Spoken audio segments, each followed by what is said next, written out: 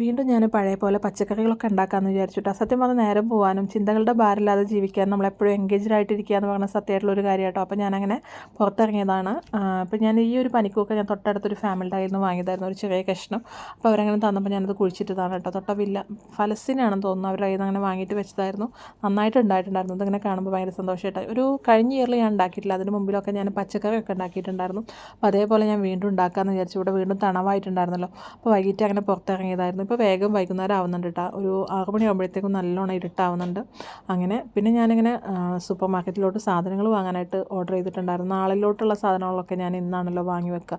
പിന്നെ ഇന്ന് വൈകിട്ട് കുക്ക് ചെയ്യാനുള്ളതും ഞാൻ അങ്ങനെ ഡെയിലിയാണ് പർച്ചേസ് ചെയ്യാറ്. അങ്ങനെ ഇന്നിപ്പോൾ പത്തിരി ഉണ്ടാക്കാമെന്ന് വിചാരിച്ചിട്ട്. കാരണം ഇന്നലെ തലേ ദിവസം സൺഡേ മൊയ്തീനിൽ പോയപ്പോൾ നല്ല മാന്തൽ കിട്ടിയിട്ടുണ്ടായിരുന്നു. ഇവിടെ അങ്ങനെ മാന്തൽ കിട്ടാറില്ല കേട്ടോ. അപ്പോൾ എനിക്ക് ഭയങ്കര ഇഷ്ടമുള്ള സംഭവമാണ് മാന്തൽ എന്ന് പറയുമ്പോൾ. ഉമ്മ വരുമ്പോൾ കുറേ അതിൽ മസാല ഒക്കെ പുരട്ടിയിട്ട് കൊണ്ടുവന്നിട്ടുണ്ടായിരുന്നു. ഞാൻ കുറേ ദിവസം അതങ്ങനെ വെച്ചിട്ട് ഫ്രൈ ആക്കിയിട്ടും കറി ആക്കിയിട്ടൊക്കെ കഴിച്ചിട്ടുണ്ടായിരുന്നു. അപ്പോൾ ഇത് അവിടെ ലാസ്റ്റ് കുറച്ചേ ഉണ്ടായിരുന്നുള്ളൂ. അപ്പോൾ ഞാനതങ്ങനെ വാങ്ങിയിട്ട് അങ്ങനെ കറി വെച്ചതാണ് കേട്ടോ. രാവിലെ ചോറിലോട്ട് ഇത് തന്നെയായിരുന്നു. ഇതിപ്പോൾ ഞാൻ വൈകുന്നേരത്തെ വ്ളോഗ് മാത്രമേ എടുത്തിട്ടുള്ളൂ. രാവിലെ ഞാൻ ഷോർട്സ് ആയിട്ടാണ് അപ്ലോഡ് ആക്കിയിട്ടുണ്ടായിരുന്നത്. അങ്ങനെ അപ്പം വൈകിട്ട് പത്തിരിയും കറിയും മീൻ കറിയും പിന്നെ ഫ്രൈ ആക്കാനുള്ളത് ഉണ്ടായിരുന്നില്ല. അപ്പോൾ ഞാൻ സോസേജ് മീനും ഇറച്ചിയും കൂടെ കഴിക്കാൻ പാടില്ല എന്നൊക്കെ പറയുന്നേക്കാം. പക്ഷേ എല്ലാവരും അങ്ങനെയൊന്നും ശ്രദ്ധിക്കുന്നുണ്ടാവില്ലല്ലോ അല്ലേ. ഞാൻ പക്ഷേ അതങ്ങനെ സോസേജ് ഫ്രൈ ആക്കിയിട്ട് പത്തിരിയും മീൻ കറിയും കൂടെ അങ്ങനെ ഉണ്ടാക്കിയിട്ടോ. തേങ്ങാപ്പാലും കൂടി ഒഴിച്ച് കഴിഞ്ഞാൽ നല്ല ടേസ്റ്റ് അല്ലേ. ശരിക്കും പറഞ്ഞാൽ നാട്ടിലൊരു വൈബ് തേങ്ങാപ്പാലും പത്തിരിയും മീൻ കറിയൊക്കെ കൂടി കഴിക്കുമ്പോഴാട്ടോ കിട്ടുക. എനിക്കൊരിക്കലും ബീഫ് കറിയും മട്ടൻ കറിയൊന്നും വല്ലാതെ ഇഷ്ടമല്ല. എനിക്ക് മീൻ കറി, മത്തി, മാന്തൾ, പിന്നെ മുള്ളൻ ഇവിടെ വന്നിട്ട് എനിക്ക് 10 വർഷമായിട്ട് ഇതുവരെ കിട്ടിയിട്ടില്ല കേട്ടോ.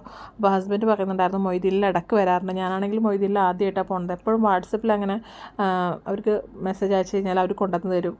അതിപ്പോൾ തൊട്ടടുത്തുള്ള ഷോപ്പുകളിൽ രണ്ടിലും അങ്ങനെ തന്നെയാണ് അവർ കൊണ്ടുവന്ന് തരിക ചെയ്യുക കേട്ടോ. സത്യം പറഞ്ഞു കഴിഞ്ഞാൽ പുറത്തിറങ്ങുമ്പോൾ നമുക്കൊരു പ്രത്യേക ഒരു സന്തോഷമോ സമാധാനം എന്തൊക്കെയോ.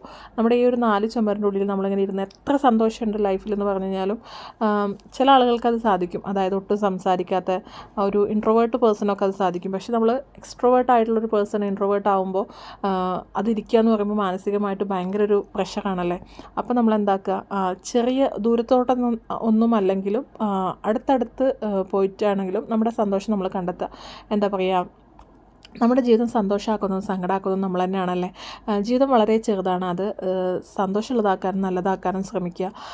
നമ്മുടെ സത്യം പറഞ്ഞാൽ 6 അടി മണ്ണിൽ കൂട്ടുണ്ടാവാൻ നമ്മൾ ചെയ്ത നന്മകളാണ്. ഒരുപാട് പ്രാർത്ഥിച്ച് ദൈവത്തിനോട് പ്രാർത്ഥിച്ചു കഴിഞ്ഞാലൊന്നും നമുക്ക് സ്വർഗ്ഗം കിട്ടില്ല. നമ്മുടെ ചെയ്ത പ്രവർത്തികൾക്കനുസരിച്ച് മാത്രമേ സ്വർഗ്ഗം കിട്ടുള്ളൂ. ഇതെല്ലാം ഞാൻ എൻ്റെ ഒരു അഭിപ്രായം പറഞ്ഞതാണ് കേട്ടോ. അങ്ങനെയൊക്കെ പിന്നെ ഈ സാധനങ്ങളൊക്കെ ഞാൻ നാളത്തേക്ക് വാങ്ങി വെച്ചിട്ടുള്ളതാണ്. ഇതിപ്പോൾ ചൊവ്വാഴ്ചത്തെ വീഡിയോ ആണ്, ബുധനാഴ്ച അപ്ലോഡ് ആക്കുക. അങ്ങനെയൊക്കെ ഇൻഷാ അല്ലാഹ് നല്ല വീഡിയോസായിട്ട് വരേണ്ട. വീഡിയോ ഇഷ്ടമായി ലൈക്ക് ചെയ്യണേ. ഓക്കെ.